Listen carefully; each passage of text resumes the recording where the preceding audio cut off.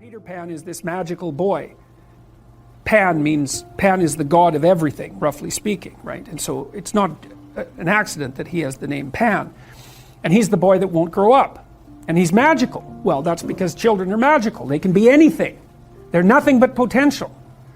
And Peter Pan doesn't want to give that up. Why? Well, he's got some adults around him, but the main adult is Captain Hook. Well, who the hell wants to grow up to be Captain Hook? First of all, you've got a hook.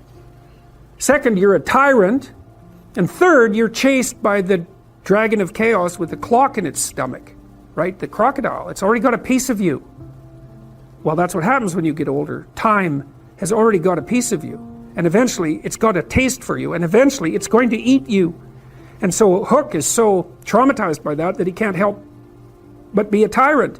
And then Peter Pan looks at traumatized Hook and says, well, no, I'm not sacrificing my childhood for that. So that's fine, except he ends up king of the Lost Boys. In Neverland, well, Neverland doesn't exist, and who the hell wants to be king of the Lost Boys? And he also sacrifices the possibility that he'll have a real relationship with a woman, because that's Wendy, right? And she's kind of conservative, middle-class, London-dwelling girl. She wants to grow up and have kids and have a life. She accepts her mortality, she accepts her maturity. Peter Pan has to content himself with Tinkerbell. She doesn't even exist. She's like the fairy of porn. She doesn't exist. She's the substitute for the real thing. And so, but the dichotomy that you're talking about is very tricky, because there's a sacrificial element in maturation, right? You have to sacrifice the pluripotentiality of childhood for the actuality of a frame. And the question is, well, why would you do that? Well, one reason is it happens to you whether you do it or not. You can either choose your damn limitation, or you can let it take you unaware when you're 30, or even worse, when you're 40. And then that is not a happy day. And I see people like this, and I think it's more and more common in our culture, because people can put off maturity without suffering an immediate penalty. But all that happens is the penalty accrues. And then when it finally hits, it just wallops you, because when you're 25, you can be an idiot. It's no problem. Even when you're out in a job search, it's like, well, you don't have any experience and you're kind of clueless. It's, yeah, you're young. You know, it's no problem. That's what young people are like, but they're full of potential. Okay, well, now you're the same person at 30. It's like people aren't so thrilled about you at that point. It's like, what the hell have you been doing for the last 10 years? Well, I'm just as clueless as I was when I was 22. It's, yeah, but you're not 22. You're an old infant, right? And that's an ugly thing, an old infant. So part of the reason you choose your damn sacrifice, because the sacrifice is inevitable, but at least you get to choose it. And then there's something that's even more complex than that in some sense, is that the problem with being a child is that all you are is potential, and it's really low resolution. You could be anything, but you're not anything. So then you go and you adopt an apprenticeship, roughly speaking, and then you become something.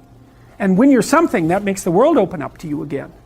You know, like if you're a really good plumber, then you end up being far more than a plumber, right? You end up being a good employer. Not that plumbers, I'm not putting plumbers down. It's like more power to plumbers. They've saved more lives than doctors.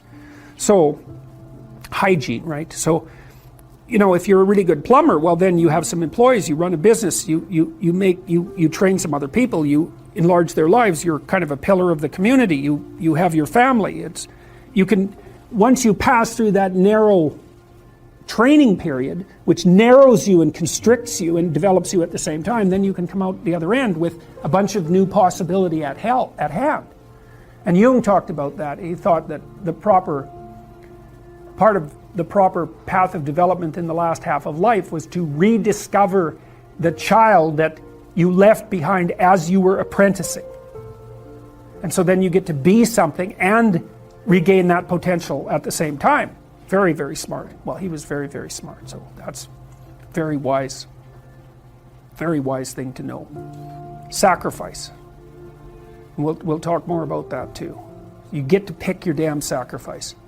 That's all. You don't get to not make one. You're sacrificial whether you want to be or not. That's a good thing to know as well. So even though it's rather, it's a rough thing to figure out. I think universities facilitate it. Because you can go to university to not be something instead of going to university to be something. And it's Pleasure Island. And the price you pay for it, especially in the US, is debt. And you're enticed into it because the administrators can pick your pocket. So they rob your future self while allowing you to pretend that you have an identity. Right? Very nasty. And you can't declare bankruptcy with your student loans in the US. It's indentured servitude. And it's precisely Pleasure Island. It's exactly that. And so tuition fees have shot way out of control. And part of the reason that universities don't make more demands on their students and let them get away with all the things they let them get away with is because they're basically, why the hell would you chase them out? They're $100,000 or more. So they can do whatever they want as long as you get to sell them to the salt mines. Right. So, and it's not the only reason, because the other thing that's happened is that the rate of technological transformation is so fast now, and the rate of turnover of things is that it is genuinely harder for people who are, say, 18 to 20. When I was a kid, roughly speaking, the kind of rough patch for life was probably 14 to 17, something like that. Now I think it's 18 to 25. Something like that. And I think the reason for that is that all the jobs that the bloody hippies complained about being doomed to in the 1960s have now disappeared. Their problem was, oh my God, I'm going to go have to work for a corporation and get a salary for the rest of my life. And then I'll just end up in it with a pension and that'll be my whole life. It's like, well, it seems like a lot better deal than an endless round of part-time Starbucks jobs. So, some of it is that. There's a space now in our culture that is lacking for people to make that transformation from adolescence into adulthood.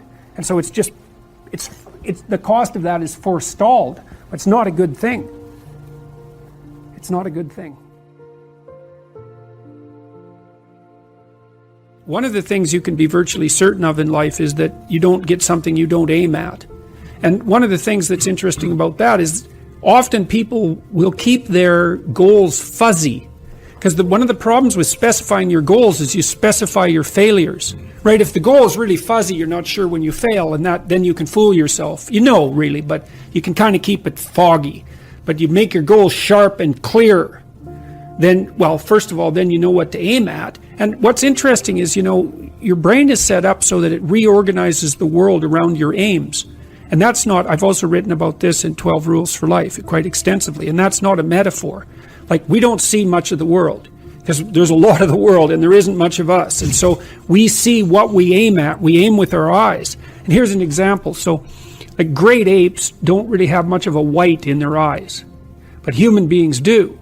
And the reason for that is that we've evolved to detect where everyone else is looking. And so if I can't tell where you're looking, I don't know what you're up to. And then, well, over time, that means I can't read you as well, and we're more likely to get in a dispute, and one or the other of us is more likely to get killed. But it also means that your probability of finding a successful mate decreases. So we've evolved to have this very, very visually evident eye. And so when we're looking at each other, we're always looking at our eyes, because then we can tell where someone is pointed, and then we can tell what they're up to. And so we're hunting creatures, like we're aiming at a moving target and trying to track it all the time. And so you have to specify your aim, and the Future Authoring Program helps people specify their aim. And it's more than one aim. It's like you have a highest aim, which you might say is to be a good person. And then I would say, well, there's a more elaborated aim than that. It's like you want to be able to constrain malevolence and work to decrease suffering. It's something like that. That's the highest aim. And then you have to decompose that into the things you do each day, so that there's a definite connection between all the micro actions and the macro aim, and then that gives dignity to what you're doing.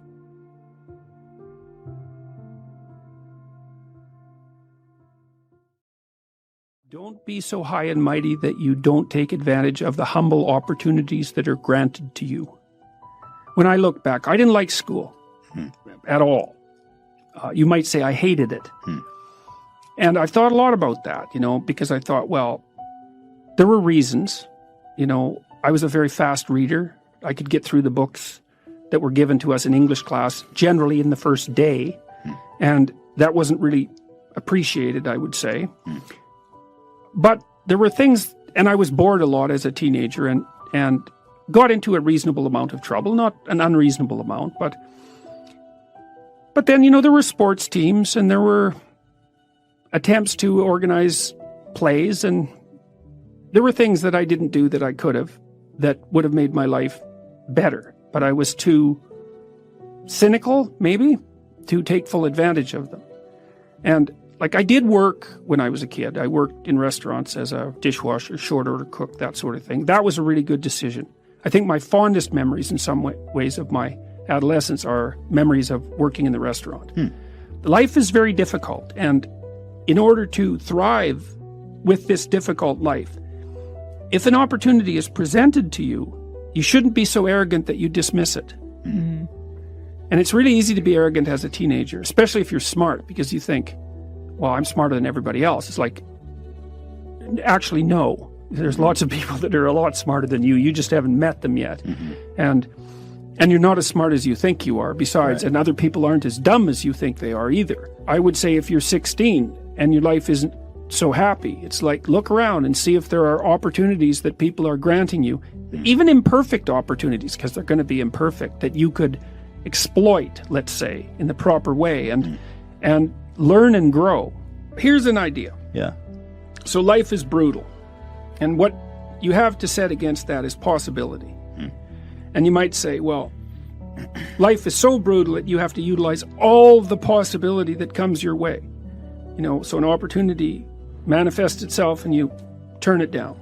You ignore it, you let it drift away. It's like, that's one thing that you had against the horror of existence that you let go of. You let go of 10 of those things, man. You're on the street. Right. And it's no fun there. And it doesn't get better. And so there is a possibility that if you utilized all the possibility that was offered to you, that your life would be straight and clean and engaging and acceptable and positive. And that's worth finding out if that's the case, because it might be true.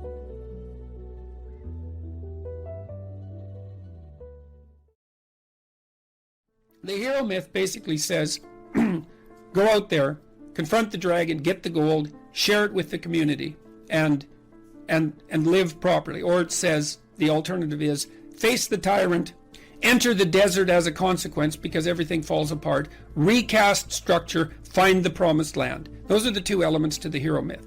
And that's divine. It's the closest thing to divine that we know. You might say, well, what happens if you follow the divine path?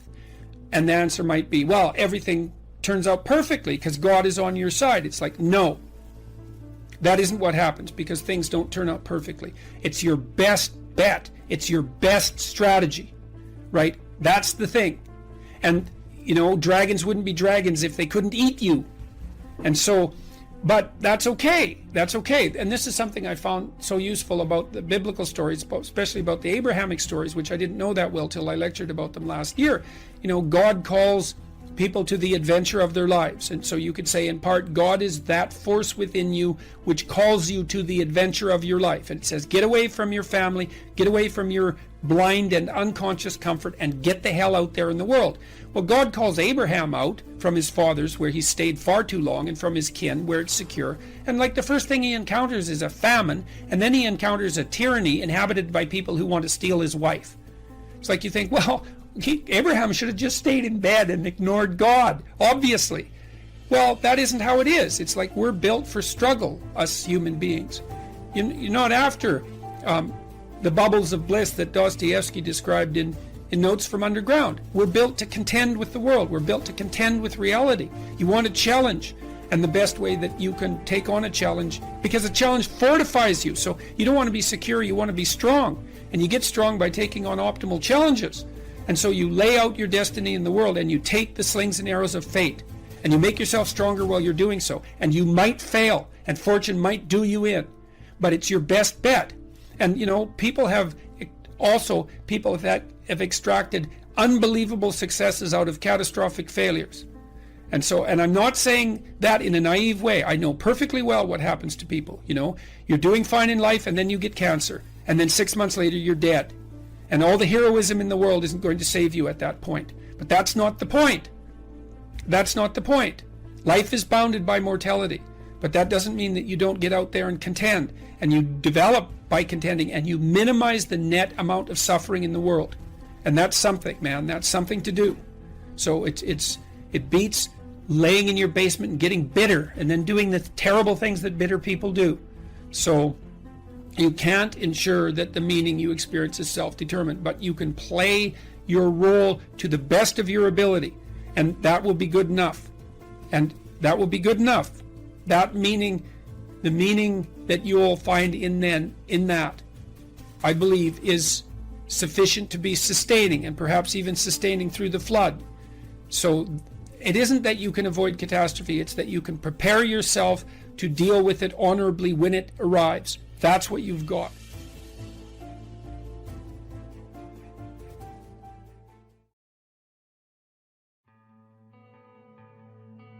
Stop saying things that made me weak.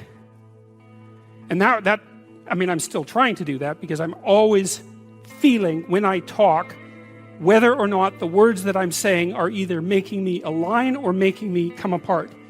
And I think the alignment, I really do think the alignment I think alignment is the right way of conceptualizing it, because I think if you say things that are as true as you can say them, let's say, then they come out of the depths inside of you.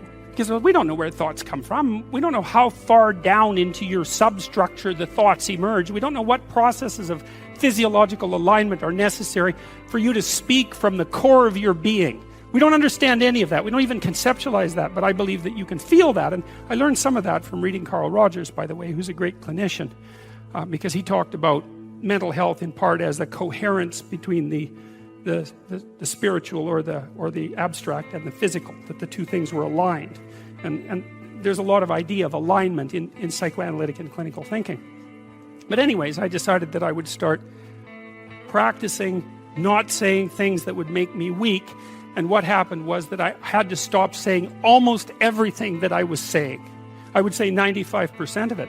It's a hell of a shock to wake up, and I mean, this was over a few months, but it's a hell of a shock to wake up and realize that you're mostly dead wood. It's a shock. And you might think, well, do you really want all of that to burn off? It's like, well, there's nothing left but a little husk, 5% of you. It's like, well, if that 5% is solid, then maybe that's exactly what you want to have happen.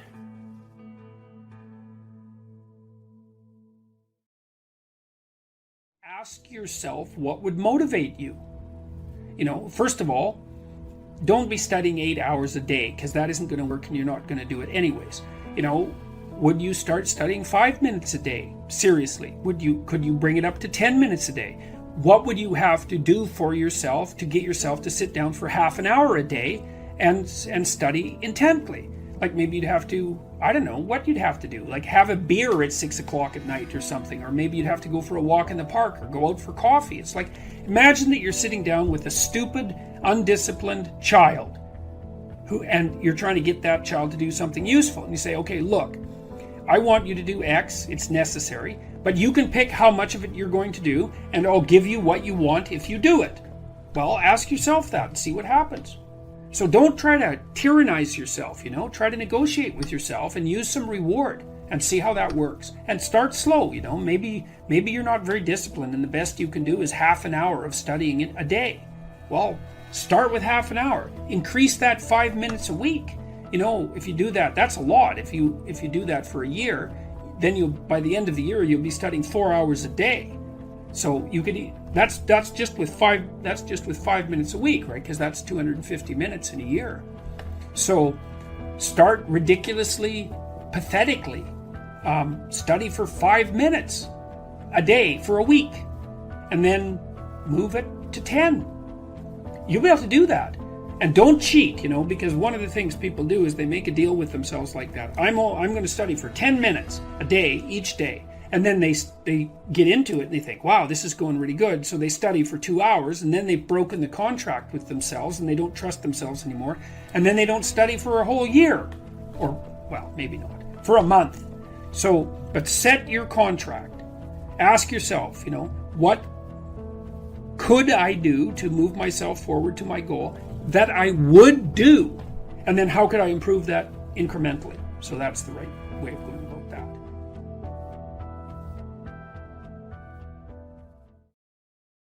A handful of hyper-competitive men who are obsessed with hitting the pinnacle of the given dominance hierarchy they're in will happily work 80 hours a week, and they'll forego everything else. Relationships, family, children, way in the second category. And so those men are often very difficult to live with too, because they're so obsessed with their career. It's hard to have a relationship with them. And maybe they don't have much of a relationship with their kids, but they're damn good at what they do. And part of that is they're smart and disciplined, and they'll work non-stop all the time. It's like an obsession. And that's the sort of people who run things. Those are the people who run things. Well, they're often also disagreeable too, because you want to manage people? Really? They're not going to like you. And it's not an easy thing to not be liked. And actually, if you're an agreeable person, and women are more agreeable than men, it's quite painful to be disliked. But if you're in a managerial and executive position, the probability that people are going to like you is quite low. Those positions are very stressful, partly because of the interpersonal dynamics, and they're also incredibly, incredibly competitive. So we've got things backwards in our culture. We're thinking, at least in part, why aren't there more women in positions of power?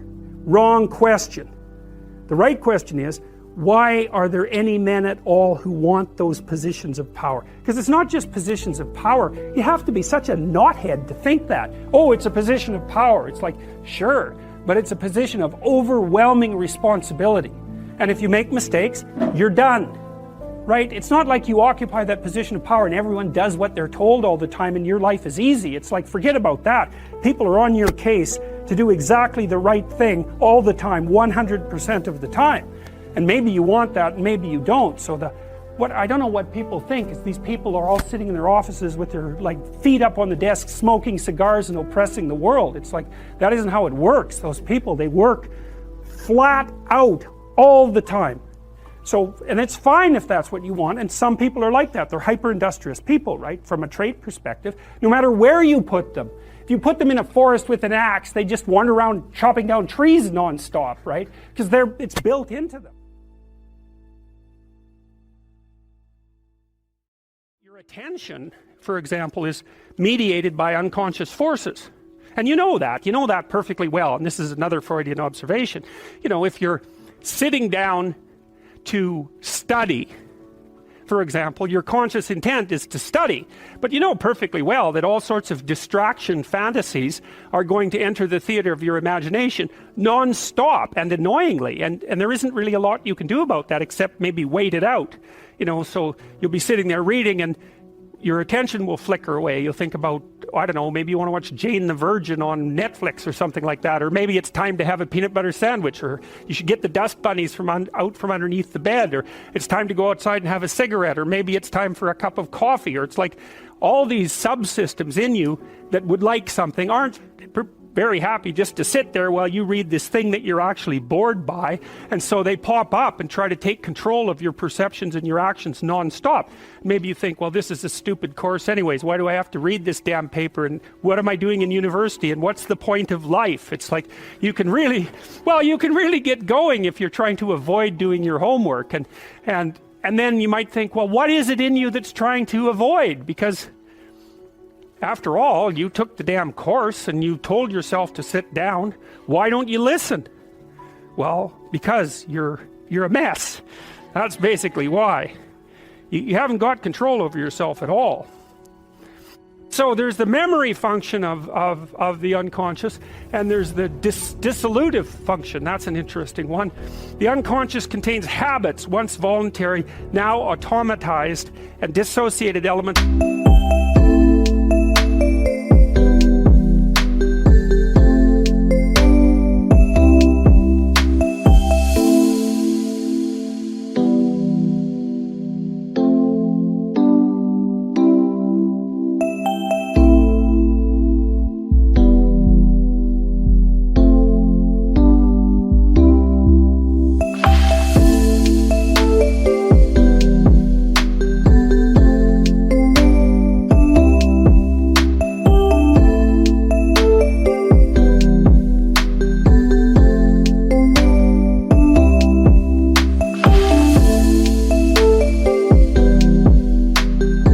of the personality, which may lead a parasitic existence.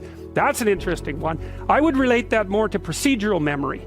You know, so what you've done is practice certain habits, whatever they might be, let's call them bad habits, and you like those things to get under control, but you can't. So maybe when you're speaking, for example, you use like and you know, and you say a lot. And you've practiced that, so you're really good at it, and you'd like to stop it, but you don't get to, because you've built that little machine right into your being, right? It's neurologically wired, and it's not under conscious control, and anything you practice becomes that.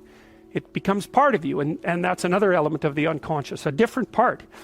And then there's a creative part, which is that, well, you know, you're sitting around and maybe you're trying to write something, or maybe you want to produce a piece of art or a piece of music, or maybe you're just laying in bed dreaming, and you have all these weird ideas, and especially in dreams, it's like, where do those things come from? And even more strange, one of the things that's really weird about dreams, and almost impossibly weird, is that you're an observer in the dream. It's like a dream is something that happens to you. Well, you're dreaming it, theoretically, so how is it that you can be an observer?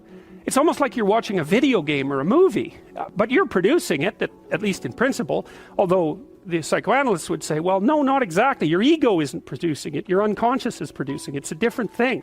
It's a different thing, and of course Jung would say, well, it's deeper than that. The collective unconscious might be producing it.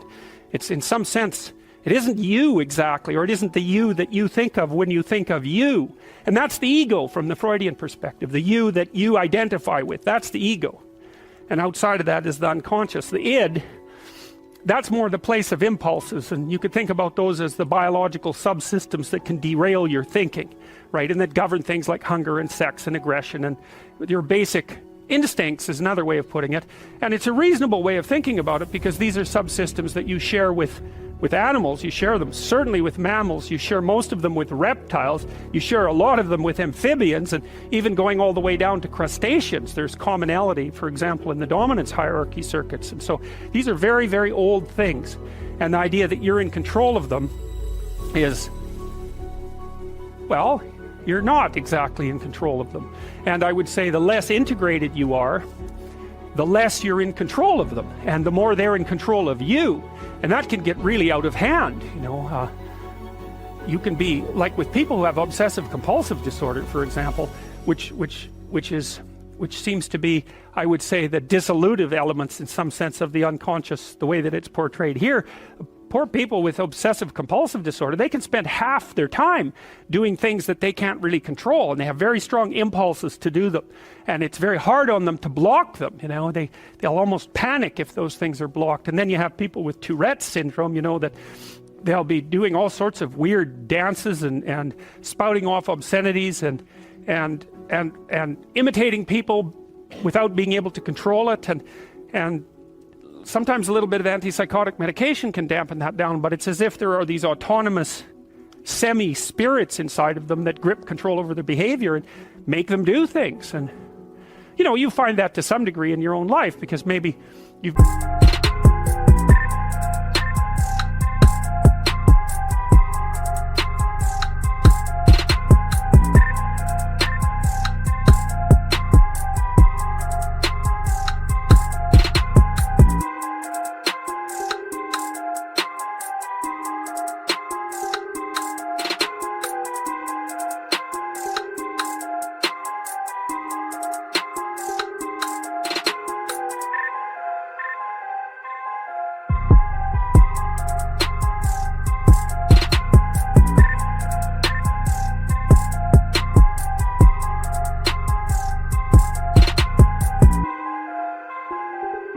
become very attracted to someone, even maybe you don't want to be attracted to the person, and then you find yourself, you know, texting them when you know perfectly well that you should be going to bed, and you know, you're in a grip of something, and you can't control it, and that's all part of the unconscious, and all part of what Freud was studying.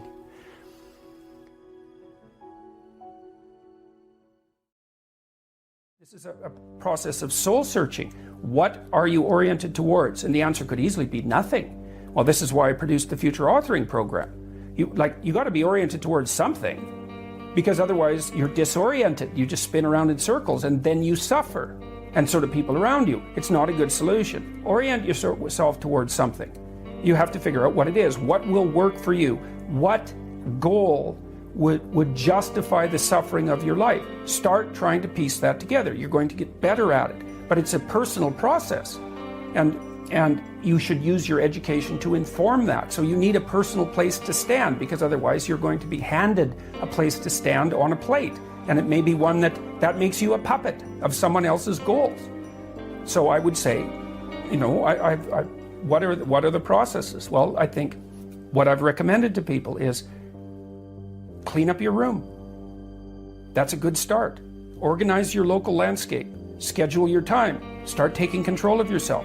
See if you can stop saying things you know to be lies. That's not the same as telling the truth. You don't get to do that to begin with, because you're not good enough at it to even attempt it in some sense.